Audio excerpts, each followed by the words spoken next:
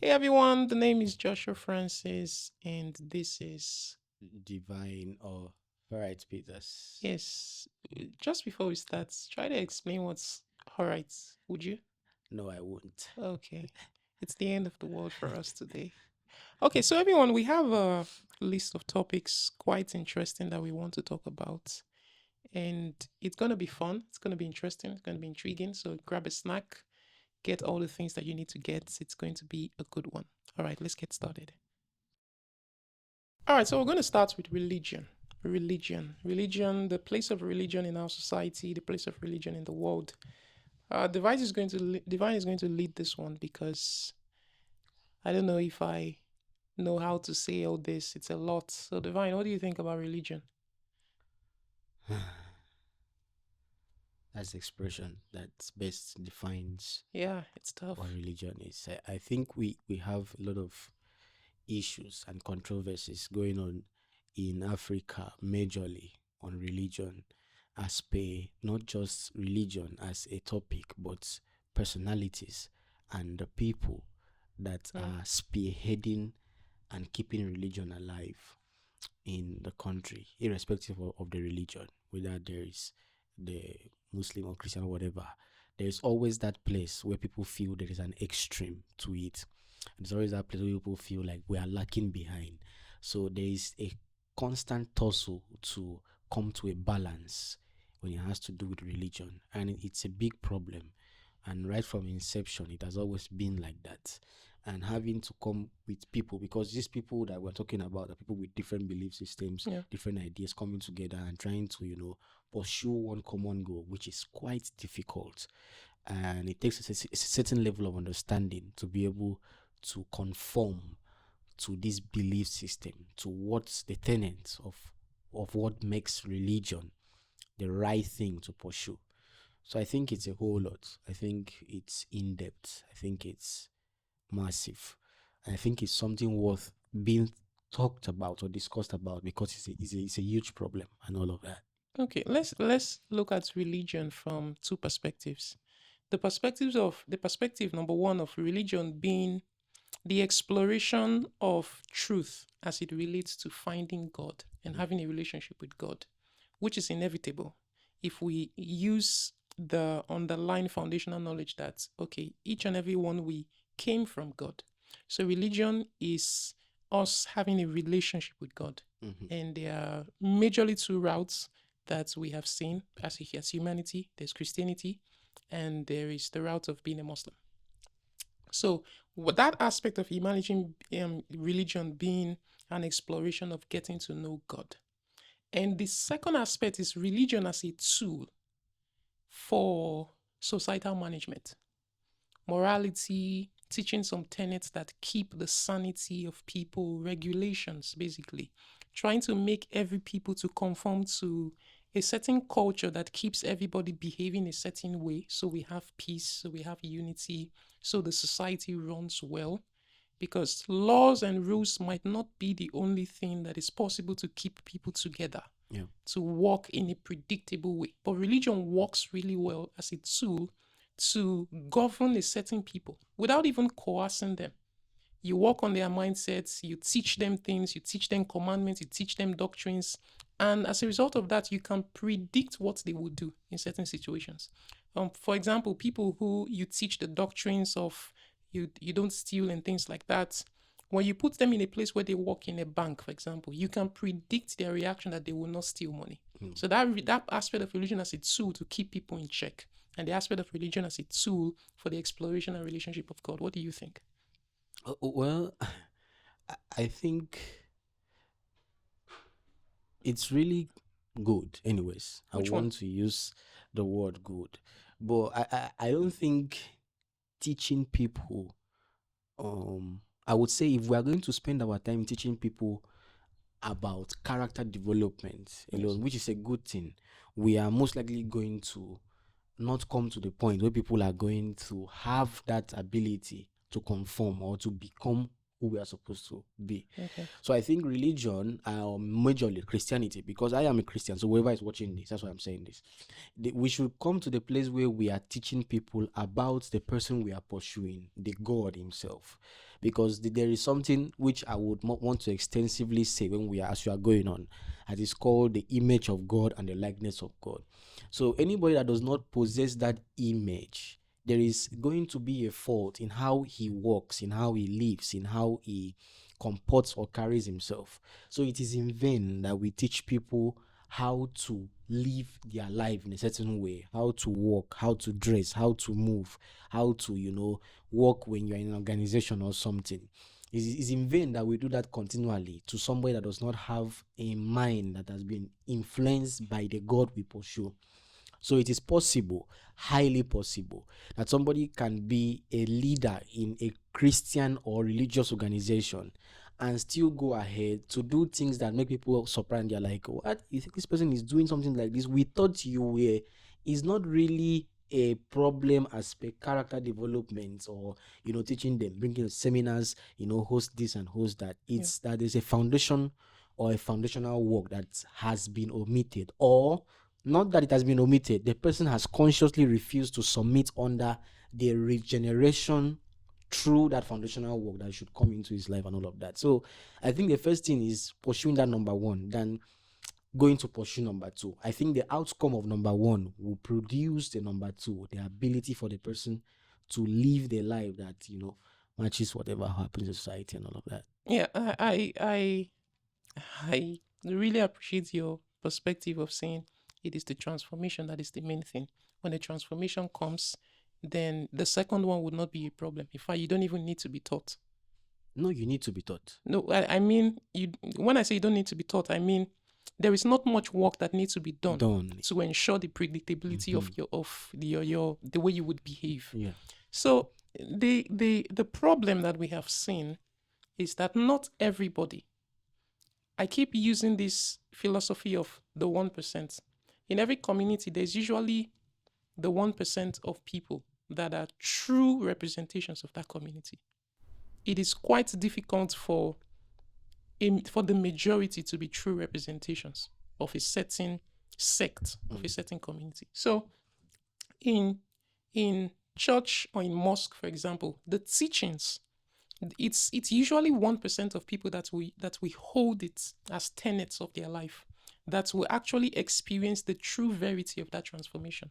The rest are representations. Let me use that word, representation. The rest people will just be representations. They might get that transformation along the way, but usually at every point in time, if you take a specimen for exploration, for experimentation, 1% are usually the population that get that transformation. The rest are just there for representation. And it's what we have seen. It's what's happening around the world. So what do you think might be your recommendation to ensure that that transformation takes place for the majority of people, even if it's possible?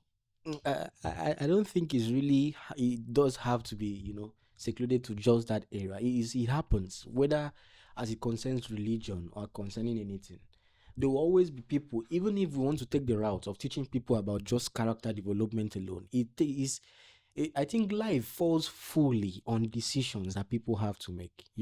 It's up to you how you want to live your life. It's up to you what you want to believe. It's up to you to decide how you want to go about your life. So even if we decide that today we want to start teaching people about character development, about how to do this, it will take time for some people to get there. There are people too that will decide not to even get there. There are also people that will get transformed or changed immediately they hear that.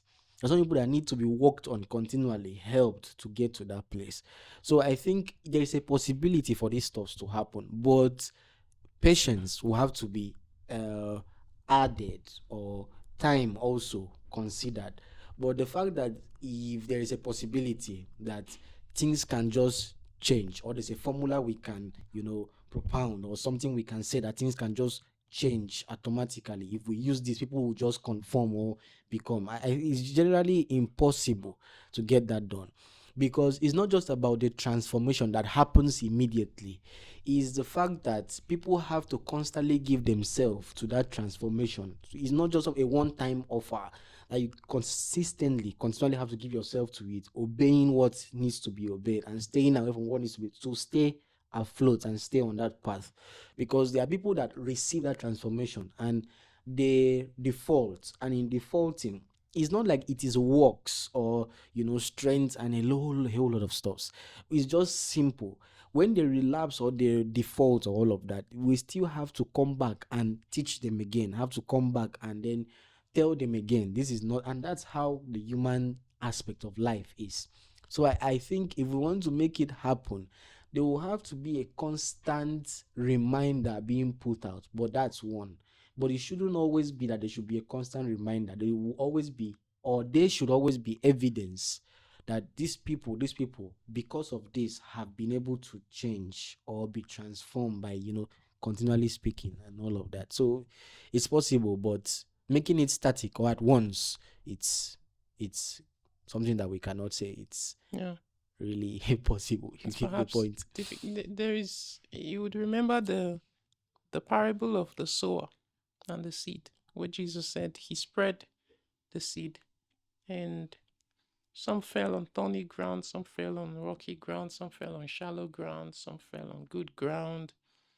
And even for those that fell on good ground, some brought up 30%, some brought up 60%, some brought up 100%. I can remember Jim Rohn, he was teaching something on leadership and bringing out results from people. And he said, the people you expect the more from are often the least inclined. And then the ones that you expect less from are sometimes the more inclined. Most often the more inclined.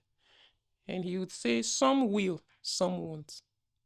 And he would now say, if you say you want to do something, or to whatever you want to do to make sure that everybody will, he said it's one of the most difficult problems that humanity has not been able to solve. No human being has been able to solve that problem. And though there are ways to ensure it happens, but you are not ensuring it from the heart. You could ensure it from certain systems. You could ensure it from laws. You could ensure it from this, how do I put it? There is this aura, group think. When people exist in a group, they tend to behave a certain way, even though they don't necessarily have convictions for the things that they do, but they will just behave because they are influenced by the group. So you can ensure predictability by using groupthink, influence. Poverty is also a means. We'll also talk about that. So all of these things are systems that humanity have been able to invent to ensure predictability of human behavior. So it makes a lot of sense. It's a very difficult problem. In my opinion, I think one of the most important things that we would do or should do is to find a way to instill convictions in people. Because when there are convictions, every other thing is predictable. If the convictions stay by regularly teaching the person, and the person also, some people who have convictions, you don't often necessarily have to regularly teach them. They can teach themselves because they have the foundational first principles understanding of what this thing entails. Yeah. So they know how to replicate, they know how to grow, they know how to prune themselves, they know how to take care of themselves for them to survive. So you don't necessarily have to teach them, things every time. Once they have convictions and they themselves believe this thing, Jim Rohn would say that make sure that your actions are the products of your own convictions. The things you do are the products of your own decisions, not because somebody recommended it, not because somebody's forcing you to do it. It's because you really want to do it, because you have rationalized, whatever you have to, and say, okay, this is a good thing for me to do, and I will do it. And when you do it that way, there isn't going to be much. Nobody needs to force you. Nobody needs to check up on you. Nobody needs to do all sorts of things. And in our world, it's what people are looking for. When somebody wants to hire an employee or somebody into their company, they will ask you, there's this phrase they use, are you self-managing, something like that? Are you a self-leader? Remember this book, Self-Manager, something like that. Can you manage yourself? Can you take care of yourself? Can you lead yourself? Can you manage a project yourself and do all those things? So it's a problem of humanity. It's a problem of human nature. I think it's really something that we keep evolving in solving that problem. There's not a one size fits all solution to it. What actually makes it difficult for people to be decisive, for people to come to that place where they can carry convictions? Because I don't know. I would want us to explore into spiritual leadership as per religion, as a factor that is influencing people in the decisions they take. So people no longer can take decisions based on what they have confirmed to be true. We've come to the place where people have to accept what is being said because it's coming from their favorite, in quotes, leader of a particular religion. So even though the word of God, as per se, the Bible or the other way around, goes against it, but as far as it's coming from this man, we have seen that God has been faithful to him. We have seen that this person has prospered.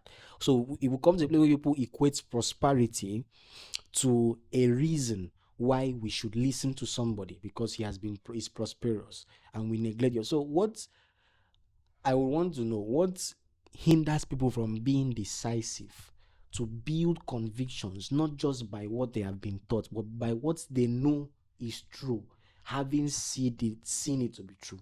Many years ago, over 2,000 years ago or something, there is a group of people that were called the Berean brethren, according to how it's written in that holy book and all of that. And these were people that no matter how educated you are in the scriptures, no matter how important you were, it doesn't matter if everybody knows you in town and that you are the latest bishop, you are the latest apostle, and all of that. If you come to their gathering and you are speaking to them these words that are supposed to change them and transform them, they are happy to listen to you. They were glad to listen to you. But there is a part of that whole statement that says that they usually would go back home to check out if everything they learned that day is true. And when they find out that these things are true, they can now confidently follow or believe it. So I don't think it's the same thing now. I think people have handed over the responsibility of fact checking Yeah. and cross checking what is true to just a particular person, always wanting to just listen and wanting to execute without substance, wanting to execute without conviction, wanting to execute without a foundation already laid out. So what do you think? Crazy stuff. It's a huge question.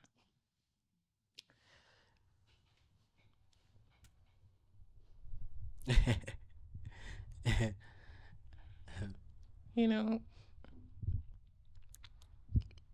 I can what I want to say might not be the only solution, but I believe it's one of it.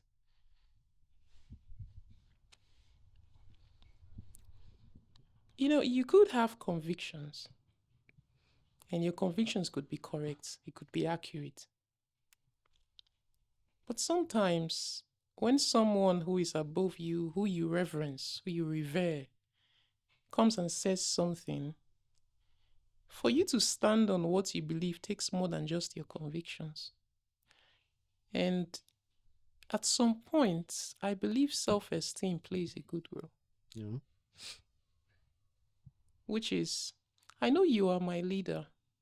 I know you have 30 years of experience doing this thing. You've been spiritual for quite a long years. You have counseled a lot of people. I know that. But and I know I'm also, probably just started becoming religious like 3 years ago. But I'm not going to follow you. Not because I have convictions or whatever the case. Of course, I have convictions, but not really because of that, but because I will not. So people need to develop their self-esteem. That's you have to. That's even if you stand before the president, why should you be shaking? That the president is in the same room. Why should you be shaking? Why should you even feel proud that you are in the same room with another man? I know the man is a big man. He has done a lot of things. Yes. He's a big man. He has a lot of accolades to his name. I know that. But why should I? So I think to a certain extent, it's self-esteem. When people have robust self-esteem, nurtured self-esteem, You could have self-esteem, but it needs to be nurtured. I mean, imagine every single day somebody tells you you're a great man. Every day when you wake up, somebody tells you, see, you're a great man. It will affect you. I'm telling you, to affect you. And that is the same thing that a lot of our Father in the Lord enjoy. They enjoy robust self-esteem. Wherever they go, people are praising them. People are bowing down, shaking heads. People are doing all sorts of things. They are fed emotionally. If you tell them that you're stupid, they won't believe you. Because a million people have said you are a wise man.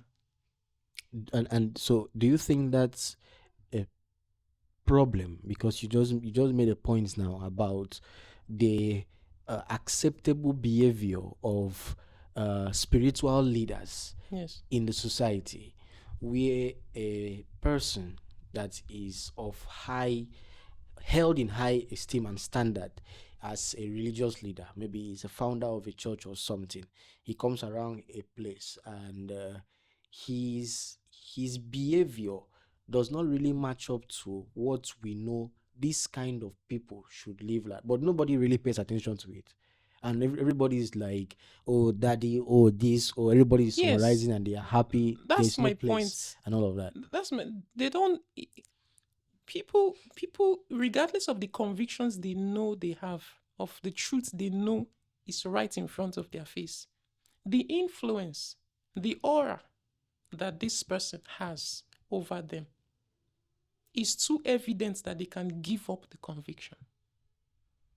That is not a problem of conviction, that is a problem of self-esteem. Okay.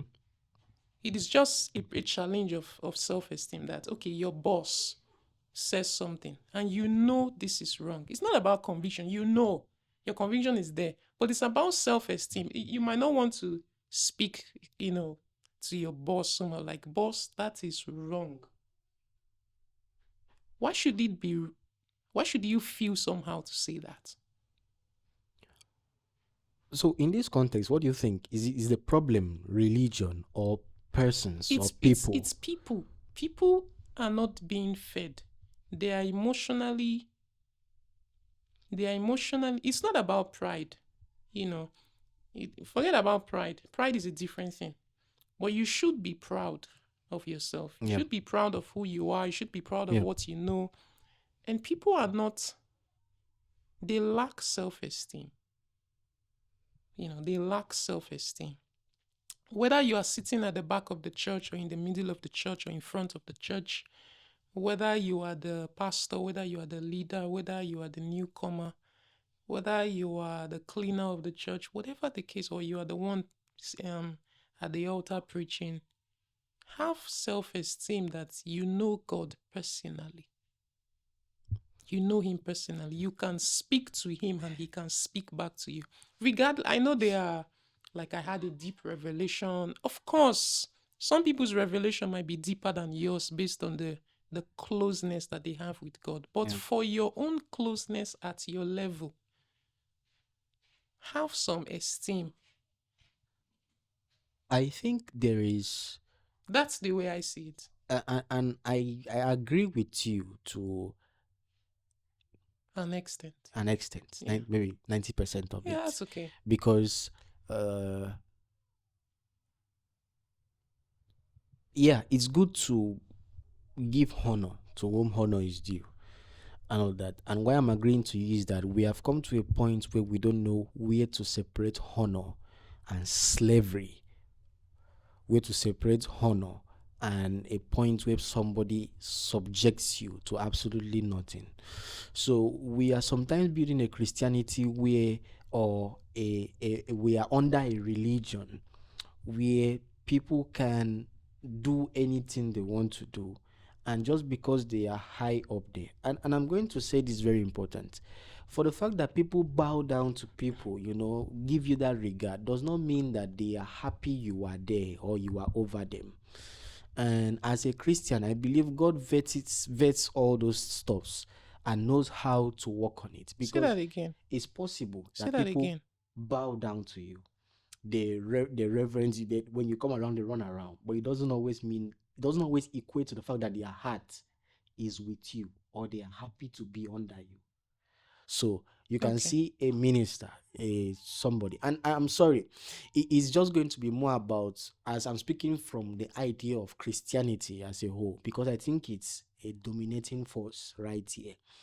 And there's a reason why I don't want to speak about Islam, is because their tenets, their belief system in Islam that guides them. Now, for example, if there is a belief system in Islam that these mics are not supposed to be used outdoor or something like that. It's a weak example, but you get my point anyways.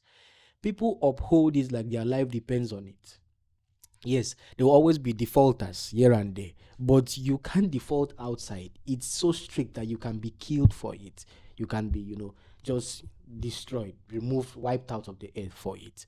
So the reason why I don't want to talk about that is because at some point there's a little bit of structure to that religion, though I don't believe in it.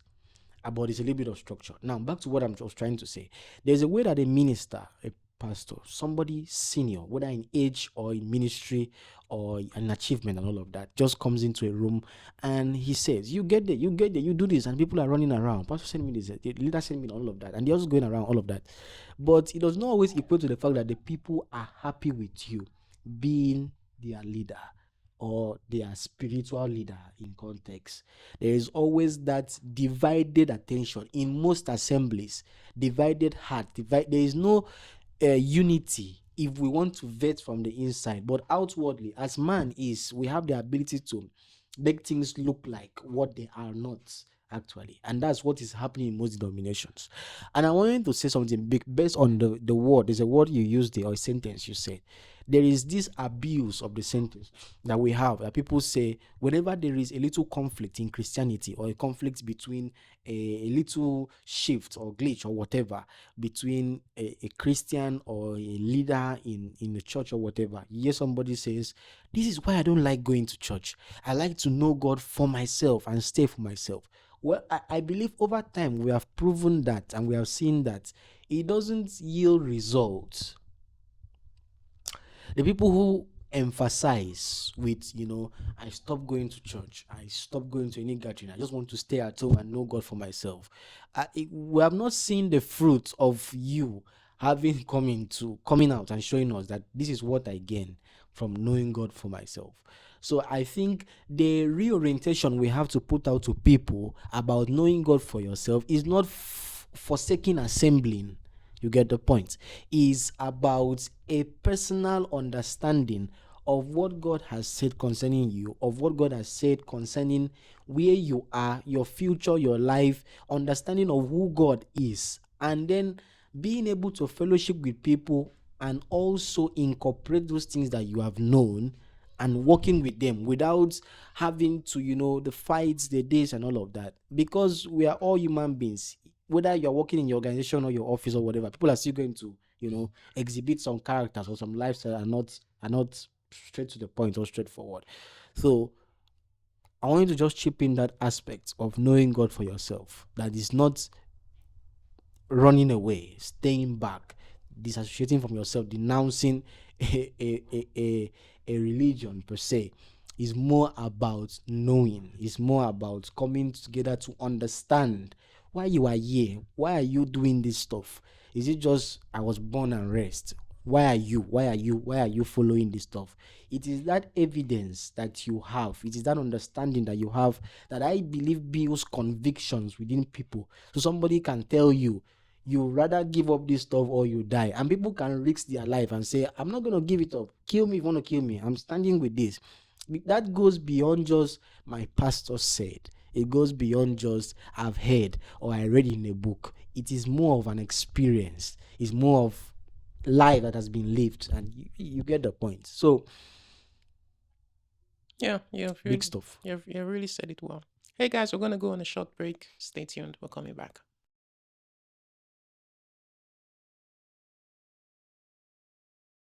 All right, everyone. So we're back, and now we want to talk about how religion affects poverty. You have something to say? Well, I think religion and poverty.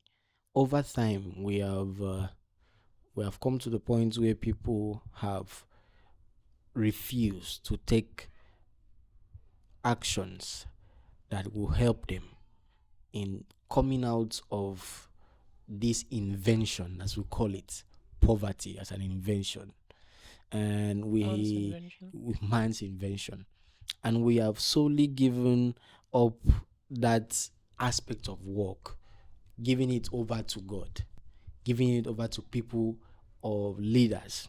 So, for example, in countries like in Africa, as a vast place where there are a lot of people in a particular religion, and you hear people say something like they are ministers of God, all they have been stealing the tithes and the offering of the church. What are they using it for? And they just complain. You see, and 2 weeks ago I was on the internet, and there is this blog that always looks for what to put online for audience and attention. And I just scroll up and they say, look at the car this particular pastor is driving now and all of that. And funny enough, I would always think that Nigerians would want to, go stand with them and tell them stuff like, leave them. That's how they steal money and all of that. But I scrolled through the comment section, and a lot of things I was seeing was quite kind of positive. Yeah, you see, I saw a lot of things like leave the man alone. Yes, when he was doing this, you were not there. When he was laboring, you were not there. And I was just like, really, that sounds interesting. So, the matter of poverty in religion, I personally do not think it's a problem we should, or an issue we should put on spiritual leaders alone. Now, why I say alone is because there's a role that spiritual leaders should play in that, in education and support where necessary. And I don't think in Nigeria as a whole that they are not doing that. But there are some people that don't need to talk about things to get affirmation or to get applause before they now go about to do it. You get the point. And that's one. Number two, I believe the aspect of poverty in religion, I'm just trying to give a rundown before we now delve in depthly, is personal. It's man, it's our decision, I believe, to want to change or want to stay. So I think poverty in religion is quite great. But if you ask me truly, I don't see why religion is always a center topic of poverty when it has to do with all of this stuff. I believe that religion is just a tool that can influence or that can change or that can is not the reason why people are poor. You get the point. You get the And, point. and I don't think it is You get the basically. point. Though I'll put it religion and poverty Okay. because I think they are two different things. But just like you said, it doesn't really affect why people are poor, but it could influence. The thing is, everything can influence everything. Everything is largely connected. I mean, one thing is connected to another thing. I've had a story that how you do one thing is how you do everything. I mean, your character on one thing is actually your character on other things, other aspects of your life. So religion can affect poverty. That's how people are poor. And religion can also, it can make it drop. It can also make it rise. That's how I see it. Mm-hmm. There is a teaching that can make poverty rise. There is a teaching that can make poverty drop. Diminishes. And I think the one that makes poverty drop is being preached a lot. We don't lack that. The one that can make poverty rise is not being taught, but it is in the hearts of people by interpretation.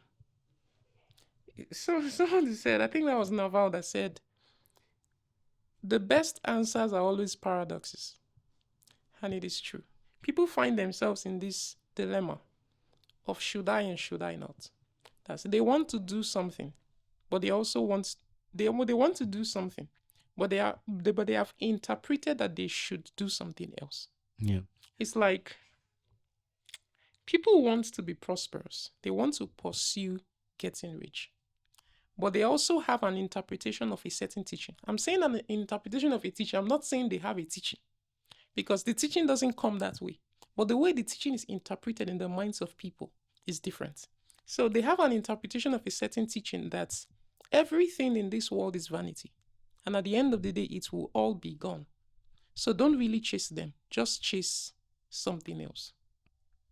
And when they pursue that something else, you can't pay attention to two things at the same time with the same intensity. It's different. You can only pursue one thing with so much intensity or pursue something else with so much intensity. And the results will show. If you work on something 24 hours and you work on it 1 hour, the results will show. The results will be evident. So there is this dilemma in the heart of people of whether to really pursue something, which is, let's say, wealth that will take them out of prosperity or out of poverty, or in fact, they shouldn't pursue that thing. At least there's a point they pursue it, they start feeling guilty that they are neglecting the other aspect that is being taught by their religion based on their own interpretation. Don't you think that's a problem of not being able to balance your life properly? No, balance doesn't come easy. In fact, there are different school of thoughts. I don't think I know what I believe in balance, but what I practice in the subject of balance is that I don't practice balance. I practice imbalance, which is if there's something I want to do, I can neglect everything else and just do that thing until I get that thing done. I don't practice, I do 50 here, I do 50 here. It doesn't always yield the results that I want. Wouldn't that depend on the thing we are talking about? No, it can't depend on the thing that we're talking about, and at the same time, it doesn't really depend on the thing that we're talking about, because it is trade-off. Let me put it that way. Okay. It's just like the stories that we hear of somebody who's an entrepreneur. He doesn't really have much time for his family. He should have time for his family. He should make time for his family. This is your family, your wife, your children, and every other thing. You should make time for them. But he chose not to, and he explained it to them. Hey guys, this is what I'm working on. It needs my life right now. It's just like how certain pastors, they give their life to what they are currently doing. Of course, they could work. Of course, they could go to places and be writing books or whatever it is, and perhaps making money. But they have decided to give the entire energy to that thing, because I don't really believe on the philosophy of balance. Now, for example, somebody that is a Christian and is trying to pursue something not about religion now, maybe career or business wise and all of that. When he's trying to do that and trying to still put God in the center, wouldn't you ascribe that as balance? Now, why I'm asking that is because now why I'm asking that is because you can say you don't believe. Yeah, I can say I don't believe in imbalance if it means that if I am trying to get a degree that will help me for the next 10 years of my life, I might not be able to attend certain church services. Exactly. I might not be able to attend certain functions of people, their weddings, certain conferences, certain weddings, certain birthday parties. But it doesn't mean that I will not keep my spiritual life as a Christian alive. No, you can. My point is, the definition of balance is what I think we should have pointed out. You see, when people talk about spirituality, people's interpretation of spirituality is usually activity. Okay. It is usually activity. I was there on Monday. I was there on Tuesday. I was there on Wednesday. Oh, I came very early. Oh, I was the one that swept the place. Oh, I was the one that cleaned the altar. Oh, I was the one that did it. Oh, I'm always there in media units. It's activity. That's people's subjective definition of religion, of participation, of active religion. Which sometimes grows into frustration when they don't see the desired results, and they try to question God with the fact that I have. Where is the result of my having? I think that was the teaching of Pastor Aja. Seeds. You can't sow corn and reap mango. You have to sow mango seeds to reap mango. So if you don't sow in your academics, you can pray 50 hours. Now, That's true. now there are some miracles that happen that after you have prayed 50 hours and you say, let me rest before the exams, you are being taught what will be shown in that exam. But those are miracles. Those are spectacular events. And spectacular events are not regular. Spectacular events are not replicated in the lives of every other people. So when other people hear the testimony, they think they can replicate that thing just like that. But it doesn't work that way. The correct advice is that sow the seed where you want to reap and harvest. I think that particular example you just gave, we need to make people understand that miracles work and they are still working. They are But still the working. concept of miracle is not going to be sown on grounds of laziness and all of that. So, for example, you hear somebody come and it's like, praise the Lord, I was going to the exams hall and I just slept off and but I didn't. When I opened my eyes in the dream, I saw the exam and I went to write the exam and I passed all of that. I think we should sometimes vet before we get too excited to want to be like that person. We should vet if this person is somebody who is studious, who has given his time to reading, because God will intervene in somebody that he knows that, oh, if I leave this guy at this point, normally in normal circumstance he would have been reading now, but he's tired or he has been exhausted from the activities of the day and tomorrow is in his exams, and God provides a miracle. But for somebody that has not given himself to study, neglects everything, just goes to bed and then believes that waking up by 2 a.m. you will get and all of that, it's understanding. You get the point. Understanding. The other thing I would like to point out is that, in my opinion, this is my opinion now, sometimes God gets excited. You don't even have to do much. You don't even have to do the 50 hours prayer. He can just work a miracle. I mean, he's God. So sometimes he can just say, I feel like flexing my muscles. And he gives a miracle. And the point is that when a miracle happens, people have to understand what is a miracle. A miracle is like, it is exceptional. It is naturally not possible. Yeah. So something that is naturally not possible is not easily replicated. But the thing is that we hear a miracle, we hear the testimony of a miracle, and we try our best to make it a standard. That's the problem that I have. There is something wrong in that. I don't want to be diplomatic here. It is not right. In fact, you shouldn't do it because it is exceptional. It is exceptional. And our definition of a miracle, though, can be really different. If you received a vision of an answer and I studied, and I studied so hard and I got tired and I lie down and I hear a voice of the same answer, it's still a miracle. So I don't have to see. Even if I study and I found the answer while studying, it is still a miracle. Our inventions are all miracles. Yeah. Because it is naturally not possible. The invention of electricity, the guy tried, they say 10,000 times or what?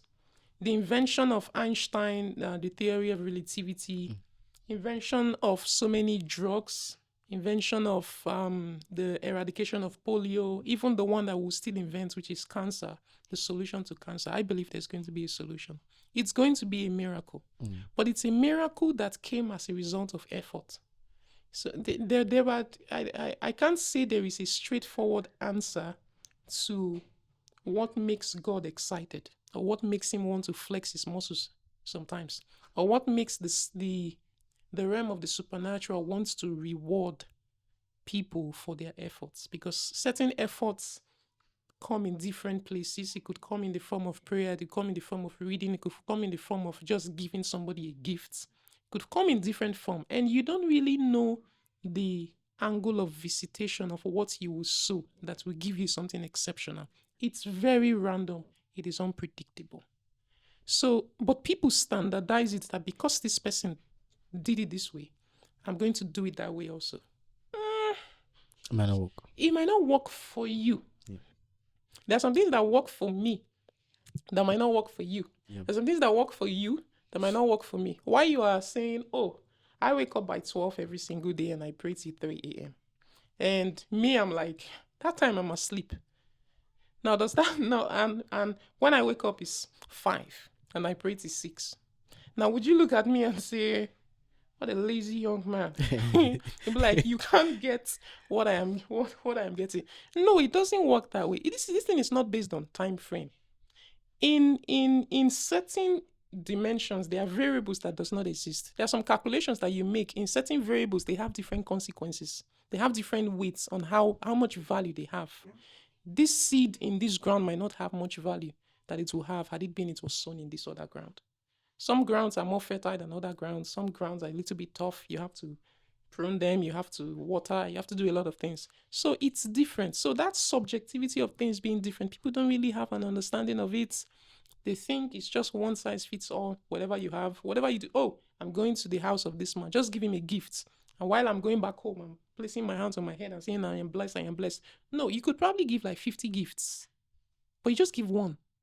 Maybe probably you need to be coming back and giving the gifts and giving the gifts and giving the gifts until God will now be like, this day, what's going on here? Who has been giving gifts for so long now? I say, let me, and just does something. And when you now do that and say, I give gift 50 times, and other people now just pick it up.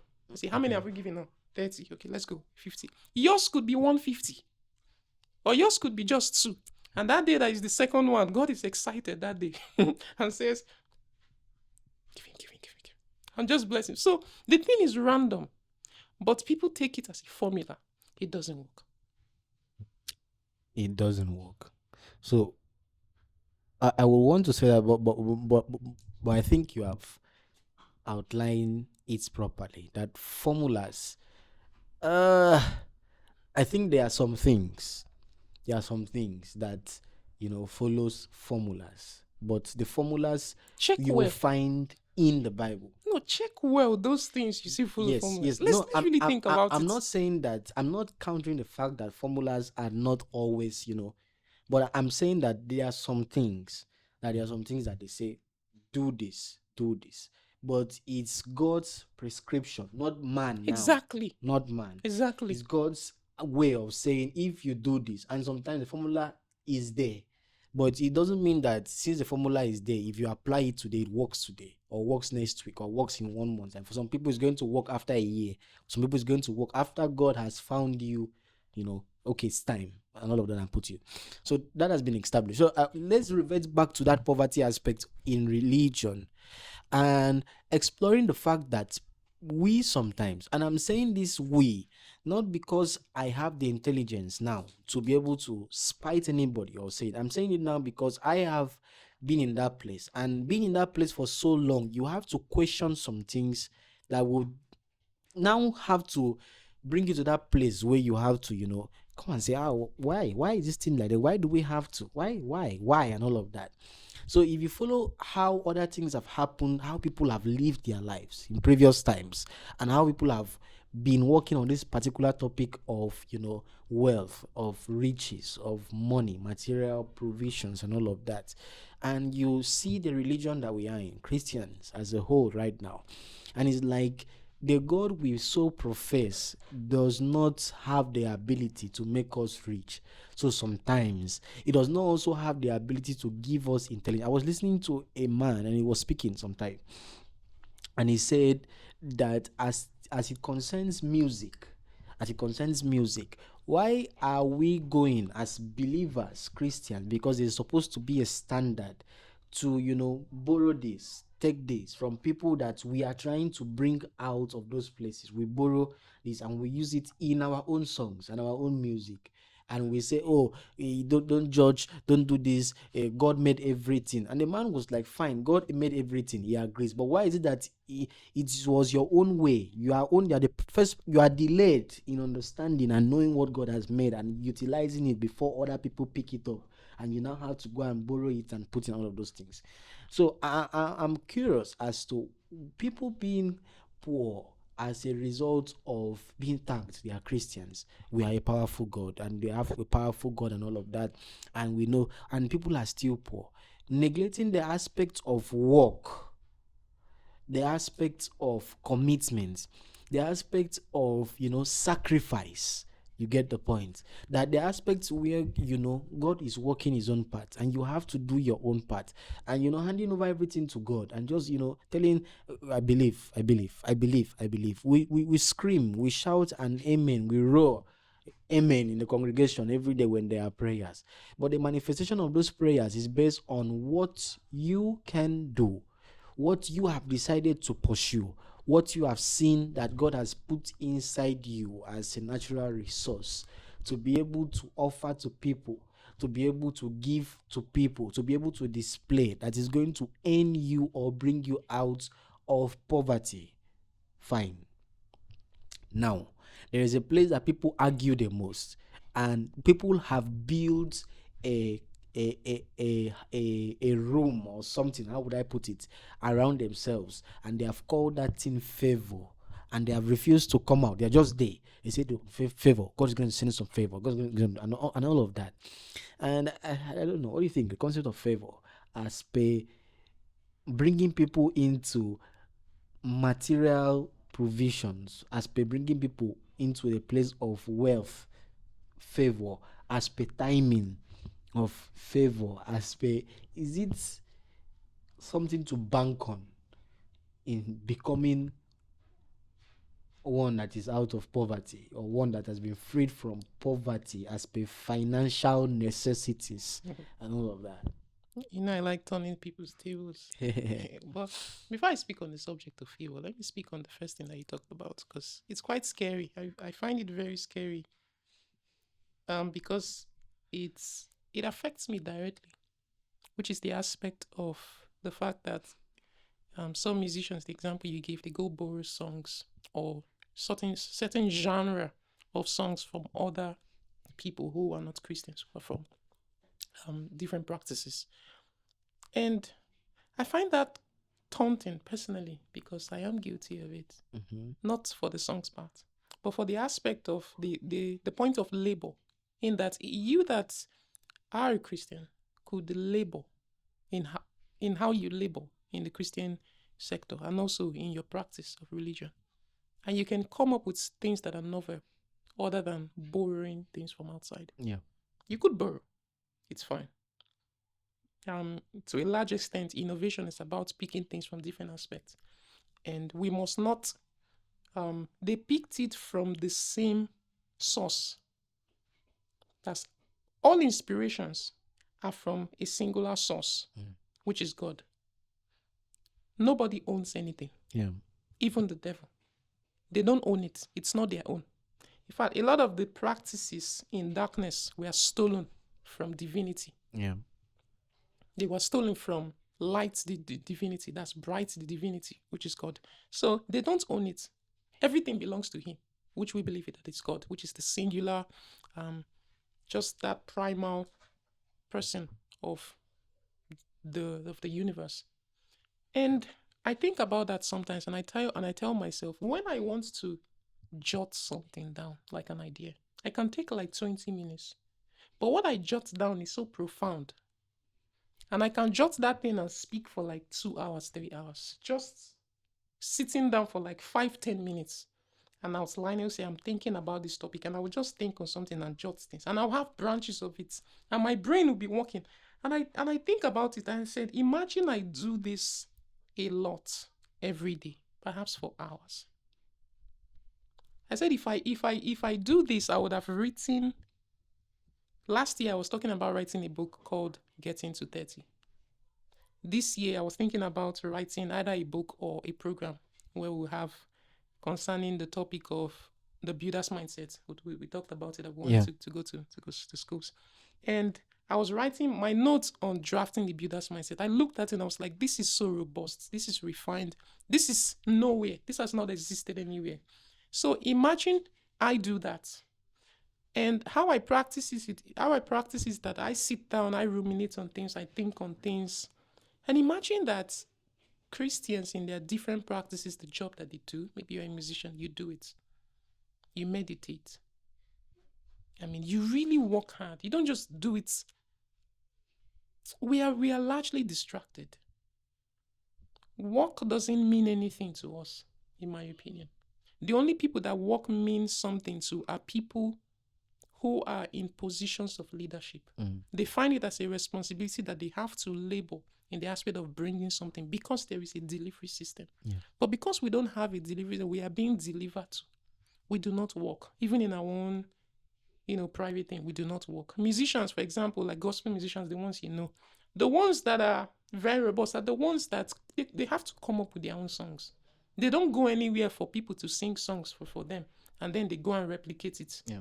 So that work, whatever you are doing, whether you are a data engineer, you are an ML engineer, or you are in design, you are in cybersecurity, whatever it is, if you would really take the practice of the disciplines that you learn from spirituality, you have to meditate. You have to look at the words that you read and flesh it out and think about it. You would really go far. And I'm saying that as a means of speaking to myself. If I should have written like 3 books by now. Yeah. But how many books do I have? None. And I promise myself from the end of this program, I'm going to start writing my books. Because seriously, I can just sit down and think about what to say, and a lot will come out. And imagine I do that consistently. There are just many distractions. There is phone. There is I have to cook. There is I have to go here. Sometimes there is even I have to go to church. Let me put it that way sometimes. And it's really a lot. I just think right now I just have to cut some things deliberately. Let me see the worst thing that can happen.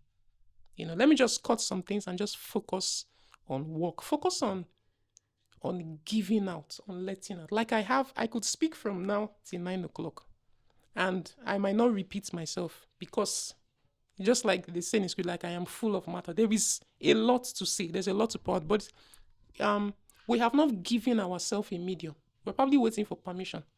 I'm waiting to, maybe when in church they tell me to preach, or maybe when I go to this school and they accept me to come speak to their students, that's when I'll go and pour out. Or maybe at work when I will give a presentation. But everything has been open to us, has been delivered to us. There's media where you could create podcasts, create content, whatever the things might be. So I think that's what I'll be doing now. And that is just the solution to all poverty, the ability to produce something and show to other people that this is what I made. If you can do that, you can't be poor. People always pay for an opportunity to live a better life, whether that's in products, whether that's in service. They will always pay. If you offer people to live a better life in anything, they will pay you. And if you offer it at the best of your ability, more than how other people offer it, people will even more. You'll be seductive. Let me put it that way. You'll be able to pay for a service. The other aspect you talked about is the subject of favor. Favor is paramount. We can't deny that favor is. You need favor. You can't deny that. But you have to work. You have to. Do you think there are, because I personally believe there are people that get favored, get miracles, get whatever, that in our own standards of judgment, they have nothing to show for it. For example, you hear somebody give testimonies like, I got a job I didn't apply for. And when we verify it, we find out that it's true. And I see that as favor, but I don't believe that God will favor a person to put him in a place to do something he does not have the ability to do. So somebody says, I got a job, I did not even apply for it, I got a job. Let's assume the supernatural was involved and you did not forget that you applied for it. Yeah. God will probably put you there because you have the value, you have what they need in that place. Imagine God pushing somebody that does not have a degree into a managerial role, and the person just I got a job out of, and you don't know how to manage organizations, you don't know how to do anything, you don't even have the wisdom to push the buttons and move things there. It would be a despise to the principles and the path that God wants. So I believe favor is good and favor happens, but I believe, and I also believe that there are some things that we will not perfectly understand as to how God And I favors people sometimes. yes, it's that thing that the way I say it is that the man gets excited. Yes. And where I draw my conclusion with that is that there's a place, biblically speaking, there's a place in the Bible where Paul the apostle many years ago was trying to narrate the experience to people, telling people this is going to happen. God does this because of this. At a point, he got to the place where he was like, he said something, and I'm trying to wrap my head around it right now. He said something, and at that point, people would argue in our time and will say something like, do you think God is unjust in this point? If God decides to do this and do that, do you think God is unjust at that point? And at that point, even Paul himself, a great scholar as he was, and somebody that read and studied, he came to a point where there was no answer. There was no answer to give to that particular thing. He just had to end the statement with, who are you to do to decide what God decides to do or what God wants to do in life? He decides what he wants to do, and just and he goes ahead with it. All you have to do is just follow through and let Yes. him do what he wants to do. That's the way I put it. Just like the sentence you shared. Was it today or yesterday? Um, just trust him and he handles the rest. That's it. When he gets excited to feel like he wants to flex his muscle, I mean, you will just become the president all of a sudden. You won't really understand it. But the caveat is, don't come out and say, um, don't say it in the, don't say it in the first person. I was favored. God, God favored me. I got a job, or I'm the president without much, without certifications or without doing all the politics. Don't say it, just say it in the third person. God did this. So it gives people context to know that, can we explain why he did it? No. No. Can we explain why he did it to you? No. We can't explain it. I mean, you could say, oh, I used to pay all my tithes. I don't miss it. But that's probably not the reason. You used to say, oh, I used to be available for evangelism. You'll be shocked. The man that was not even there will be the one that is your boss. So the thing is, just say it in the thought, God did this, and end there. A pastor said something the other day, was narrating a story about a particular church where a man came to give a testimony about how God provided for him because he gave a certain amount. And when he gave that certain amount, because God just came through and gave him this amount, a higher amount, maybe 100x, I've forgotten or something.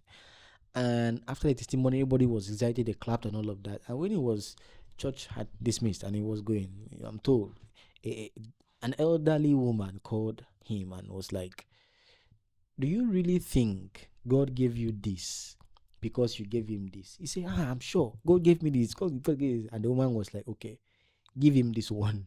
Give him this one. Give him this one. Give him this one. Give him this one, and let's watch. And let's if see. I think all of those things still boil down to that conviction matter we're talking about. Do people really believe that it is possible that God can even give them anything? Yes, Or it's they are just- happy the thing happened and they were like, I've checked right. It's not my uncle. It's not my it's not my auntie. Then it must have been God. Must have been God, because after my survey, I've seen it's not possible that this thing is now God. So people have come to the point where they can give God the praise. They can acknowledge God when all natural experiences or natural form of help has failed. They now say, it's God, it's God, it's God. Let's go and give him the praise now that it is God, because normally it would have been my uncle. So the people that even cry about, the favor of God, they don't even trust him to even do it in the first place. Yes. They don't believe that it is possible. Some things that they are saying God is that they are like, amen. No, we don't just believe this. Let's believe him and let's trust him. But inside there's no sync. There is no connection to have believed and all of that. And I'm going to say that because I had an experience some time ago, whenever this podcast is going to be reviewed and all of that, where I was faced with a challenge and I tried to use my own. I'm just going to speak it in parables because of who might listen to this.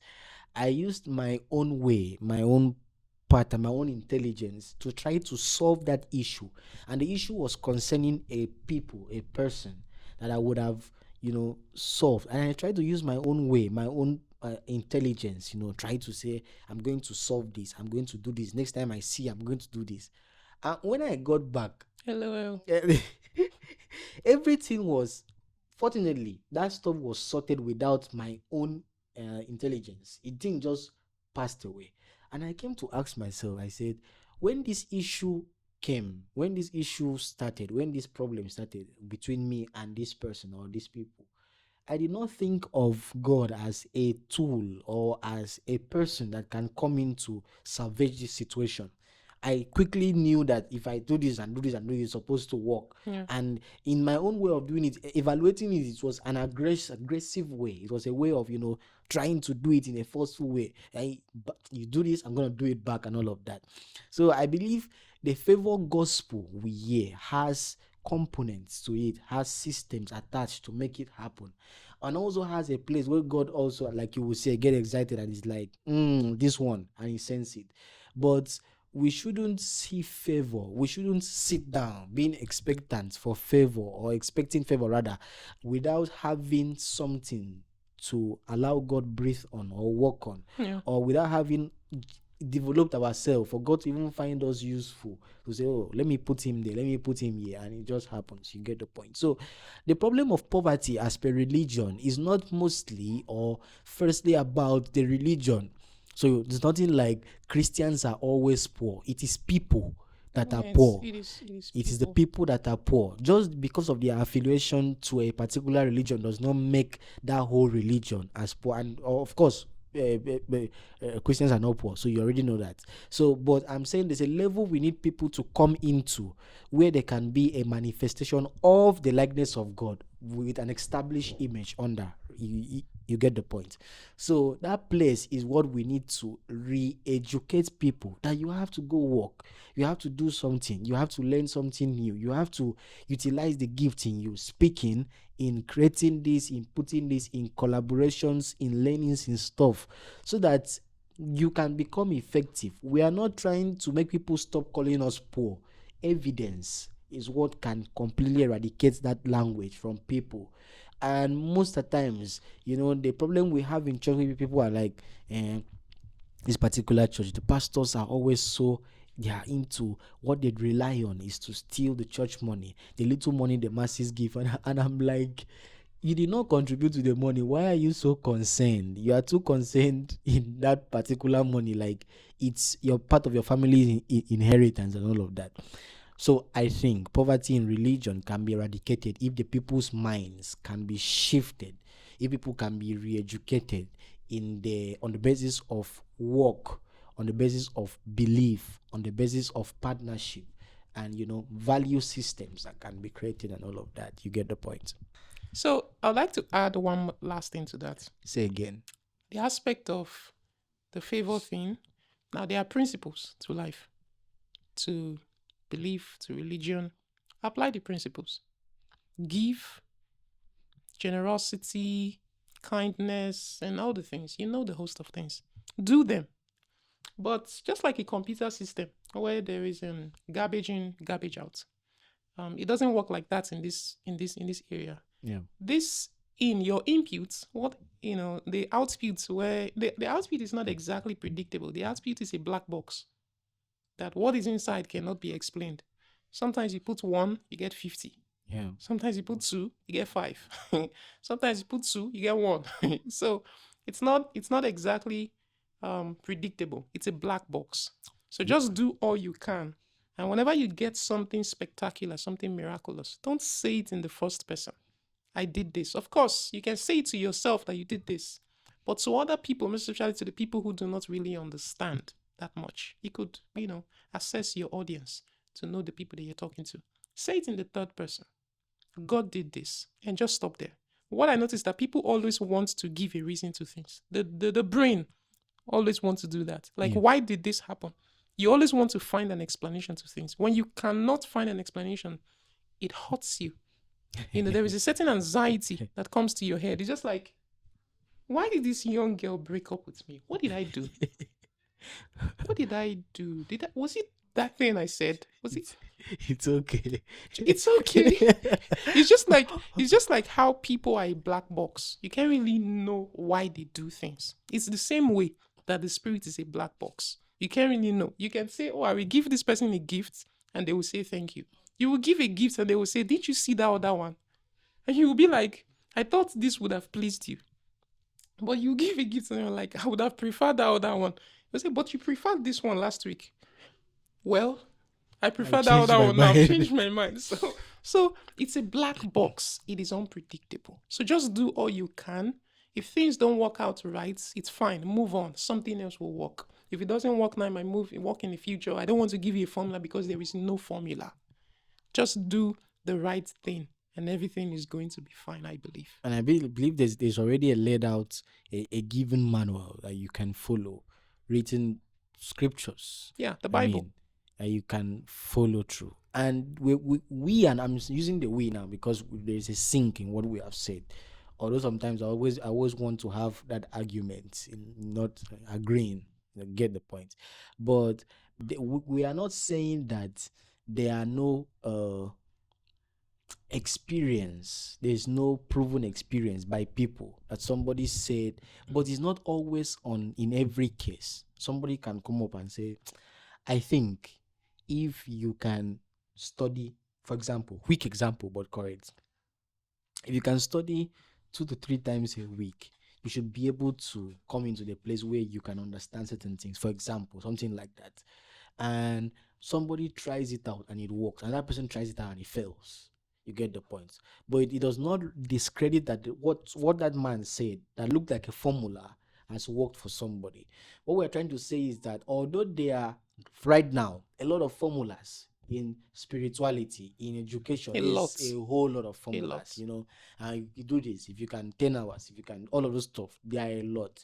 It does not discredit or cancel the fact that sometimes some of those things are true, but there is always going to be a system that you can check up and say, oh, let's see if this thing works or if it is true and all of that before you. And also the people that, like you have said, come to tell us those stuffs, you get, if you are not sure of this thing, you don't say it. You are speaking to a Sometimes mixed you people, can't be sure. you get, you just leave it and let it be and all of that.